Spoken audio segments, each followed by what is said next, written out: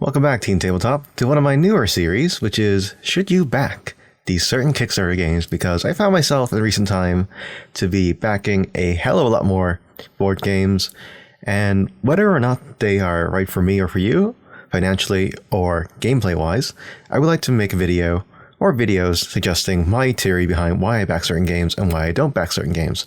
For today, we're going to be going through one of the more one of the more popular games. Root is an asymmetric war game, territory control, in which you try to get as many victory points as possible to trigger the end game, or you can win through coalition victories, as well as many other avenues of which you can achieve victory. There are multiple ways to combine forces to become an alliance in order to achieve it. There are multiple winners sometimes, but in most cases, what sets Roots apart is that it is a asymmetrical game where every single faction has its own little birdsong along with its own way of playing.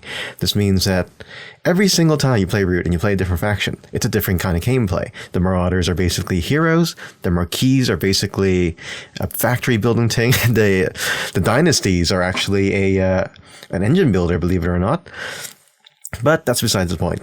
Today, I'm going to show you guys, should you back the Marauder Expansion, which is the latest installment into the Root franchise that is created by Ledger Games, a company which I very much will implore you to support because they are very dedicated to their sources. I've seen them make numerous other expansions to Root, along with an RPG game that's coming out later this year, I believe. And that's besides the point. That's just to give you guys a little bit of back information that I know about Root. As you can see, I also have a very nice copy over there in the background because it has been on the table a couple of times. We actually haven't played with many expansions just yet, but I will tell you guys everything I know and why you should be backing this or should not be backing this. So far, it has reached over 1.1 million euros with 14 days to go. And yeah, let's just get started, okay? What do you get with the Marauder expansion? There are a couple different level of pledges. The first one is the $50 pledge. The second one is $80. The last one is $110. We're going to go through all of them in due time. But first off, let's just go from the start.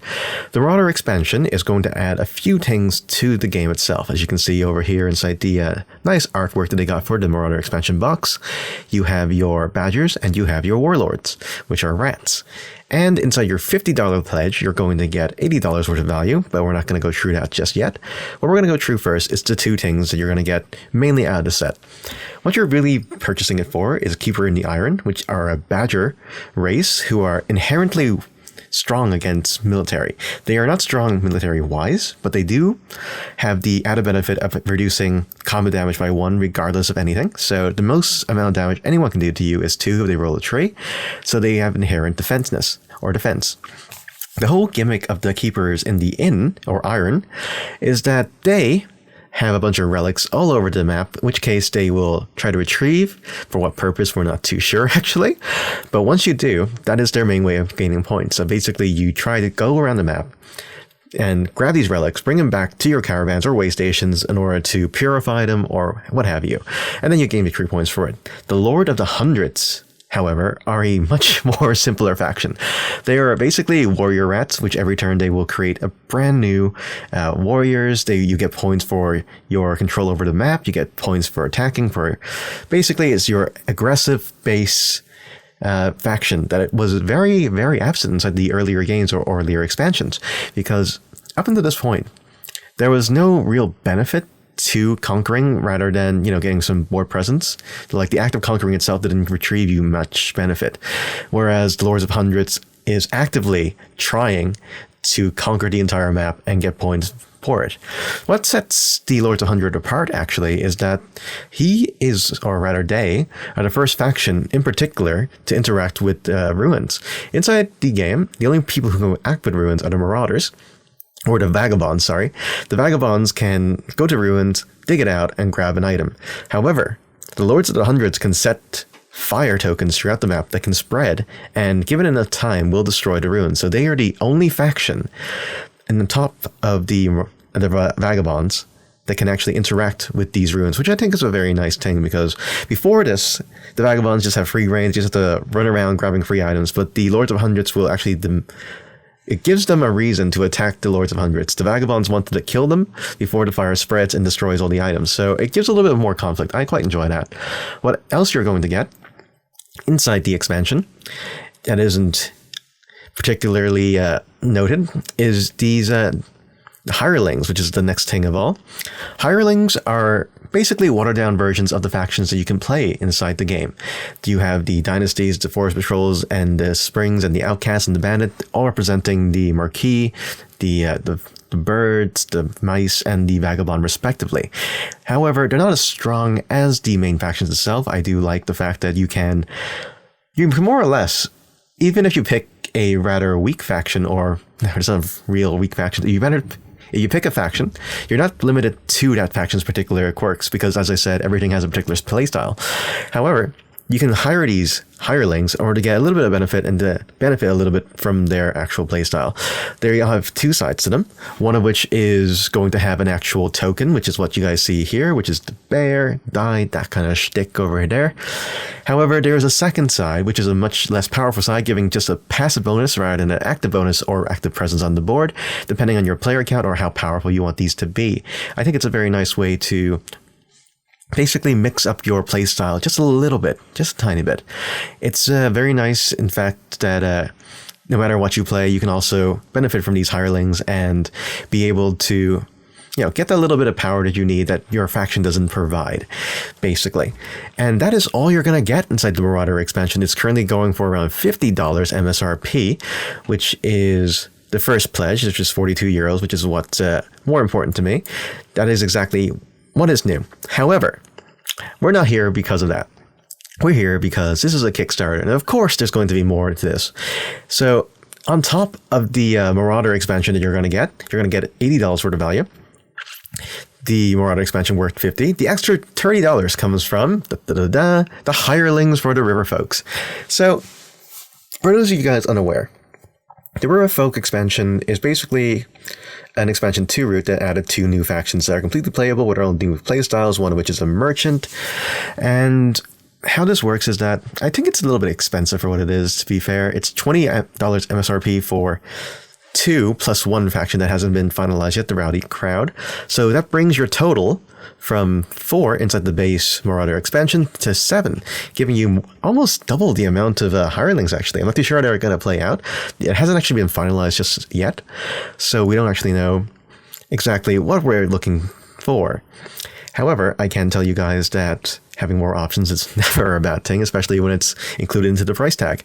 But on top of that, you're also going to get $10 worth of value from these landmark packs. I'm not too sure what the landmarks actually do, to be honest. I've been reading up on the Kickstarter. I also been seeing all the previews and what have you, but they haven't actually told me what these actually do, besides they look pretty and they cost $10. Another thing inside here that isn't actually presented here is that if you look at some of the other previews, you also get inside the Marauder expansion a bunch of setup cards. These setup cards can range from a different, they basically change the beginning of the game. So if you are depending on the composition of the factions that you're currently playing, it's nice to having these setup cards in order to give everyone a fighting chance, because sometimes a certain combination of factions just lead to one being a runaway winner simply because of the placement that it has. However, with these brand new hirelings that can compensate for any sort of unfairness inside the factions themselves, along with the setup cards that you're going to get, I feel like this is going to be a more provided experience or more full experience of Root, especially since I'm not too sure about you guys, but the other ones, to keep the hirelings and whatnot, I told you I don't have the expansions, but I played on Tabletop Simulator, and I think that the Lords of Hundreds is something that I was looking forward to. I wanted an aggro-based faction for myself, but that's besides the point. We're going to keep moving on because we don't want this video to take too long, but we're going to reach the second pledge, which is the Marauder pledge with hirelings. Now, the thing about this is that it's $80, which is $30 from the initial pledge. You're pledging $30 more, but you're getting $130 worth of goods, which means it's $50 more worth of value. So they say. Whether it's worth it to you or not, I'm going to explain. It's definitely, to me, if you were to buy or pledge for this, I would personally go for this one, because it adds more hirelings, because you can see here, includes everything above and add 6 new hirelings, 2 of each variant, including 2 new hirelings to the Root world. You also get a handsome full art box to store your stuff, and the box is even covered, but the box doesn't really matter. To me, at least. I'm sure you guys would love a huge box to put all your hirelings in one easy to find place, but what really gets me is the fact that there's going to be 2 new hirelings new to the world. This means that they have never been before seen. These have no previous factions, so we're going to be seeing exactly how they play out, which is, it's going to be nice, to be honest. But what happens here is that you're going to get 6 brand new hirelings for the price of $30 at the very least. It's going for an MSRP of $50. So you're getting the Sunward Expedition, the Raven Spies, Traveling Band, the Protector, along with the Badger and the Hireling, which are the brand new factions to come to Root itself. This brings the total from 7, if you get the basic pledge of $50, to, 13 in total. That is a lot of options, I have you guys know. All for like $80. I think this is basically, if you enjoy Root, and you feel like sometimes you want more options in terms of factions, really, then the Riverfolk expansion would have helped you out. I feel like the factions here are actually a lot better than the Riverfolk expansions because they are a lot, I don't know, to me they're more gameplay wise. The other one was more abstract based, if that makes sense. It's hard to explain unless you actually play Root. If you're a brand new person to Root, this is probably not for you. I'm saying this because Root in itself already has a lot of gameplay to it, and you have to play through it to see if you actually enjoy it. But the expansion costs around $50, which is roughly around the same price you can buy the base game for. So you're paying exactly the same amount of price for 2 new factions and a brand new mechanic, which is hirelings. I in particular think that the hirelings are a good addition to the game itself. I quite enjoy the fact that I didn't like the fact that if you play, like in all the games, if you are playing asymmetrical and someone else is going to be a little bit better than you in some sort of way, and they're going to be jealous of you as well. This kind of solves that problem. It gives you more options to balance up the game. The starting cards to change placement is going to help balance out the game. I think this is going to become the better experience of Root.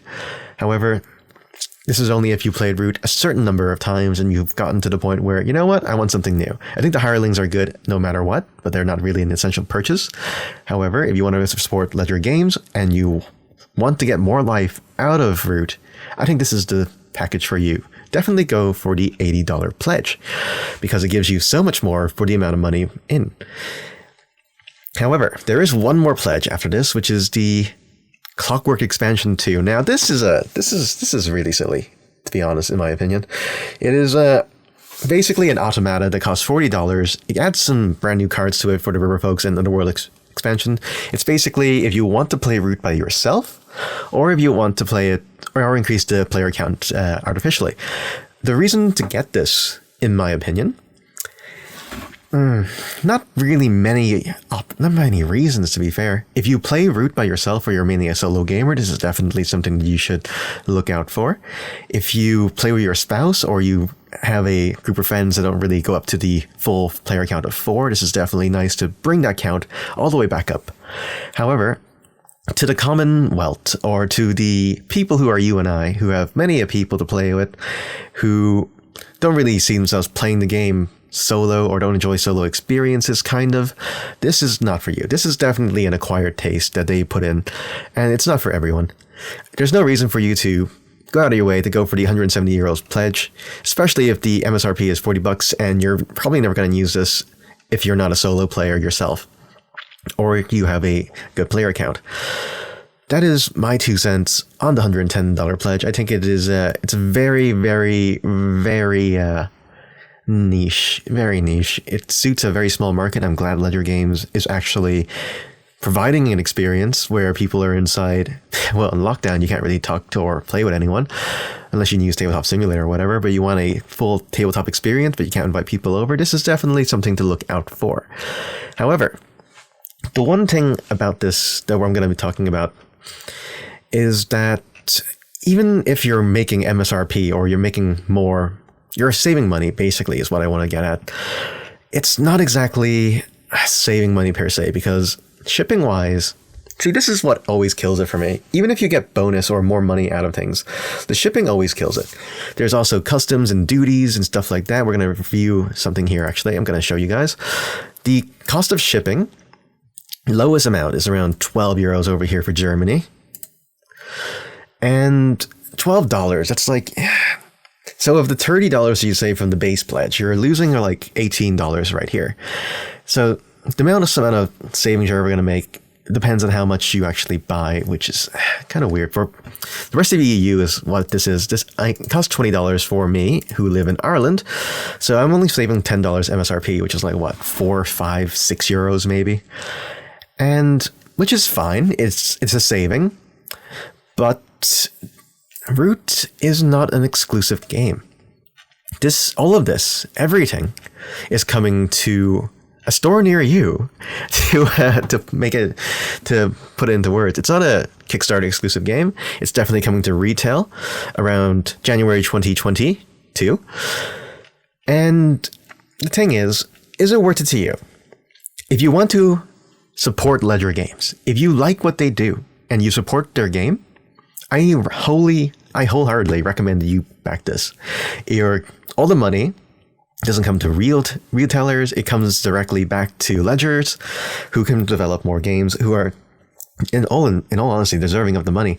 However, if you can wait, if you cannot afford the $80, or you think that the $80 is going to provide for you a lot more later on, which is what my opinion is, I think it is worth pledging only if you want to support the company. I think Ledger Games is worth it. However, being a board game connoisseur, or whatever it is you want to call me, I have so many other Kickstarters that might be coming on the way, that are currently on the way, that I just can't really afford $80 to back something that can probably come to retail. And the advantages of it coming to retail is that you are paying a little bit more. Like I've done the calculations. You spend $10 or $20 more on retail, which is pretty much, which isn't a small amount of money. However, what you're getting for that $20 is that you're getting a product that is going to be in store. You buy it, it's done, you have it straight away. You can buy as many as you want. You have the full benefit of what is it called again? Foresight, because you're able to actually go watch these reviews, go test out the factions, because right now it's not even finalized. The designs aren't finalized, the gameplay's been finalized, they're still tweaking it, and I'm sure the product's going to be amazing in the end. However, even after all that, it mightn't be for you, and you only figure it out when it's shipping out or at the very end, and by waiting until it comes to retail, you're actually able to make an informed purchase. That is my 2 cents on it. That's why I personally will not be backing this project in particular, although I do support Ledger Games and what they represent. I think that if you are able to put the $80 aside and you won't miss it, then by all means, definitely support Ledger Games, because they put a lot of work into their Kickstarters, they put a lot of work into their games, and I have no doubt that everything I read so far, I've liked about the Marauder expansion. The only thing I don't like about it is that it's not even I don't like about it. There's no reason for me to go out of my way to purchase something that is going to be in retail later down, unless I really want to support them, which I do. However, there's just so many more games coming out that are going to be Kickstarter exclusive. I can't really be backing everything that I believe in. I just have to be more conscious of my decisions, which I think you should be as a consumer. And that is my 2 cents on Root the Marauder expansion. I hope it helps you out along with me, because I was definitely teeter-tottering between backing and not backing it, but at the end I decided, you know what, there's probably going to be more Kickstarter games that are going to be exclusive to Kickstarter that might be worth the money, and I'd rather have the funds available to support a project that hasn't got off its feet, because Root doesn't need really look at this. Root doesn't need my support. Root is fine. I'm sure even without my $80, Root is going to be absolutely fine, everyone. And that is my video for today. Thank you so much for watching. It's been a pleasure doing something like this. It's been quite nice just rambling on about all the research that I've done in the past few days and get it all on camera. And I hope you guys enjoyed it too. If you did, please be sure to subscribe for more content like this, like it, or go down in the comments and let me know if you guys are going to be backing Root the Marauder expansion. And as always, everyone, until next time, look after yourselves. This episode, and all others like it, was made possible thanks to the support of everyone on this list. Truly, I wouldn't be here without them, and you have my deepest gratitude. Thank you so much.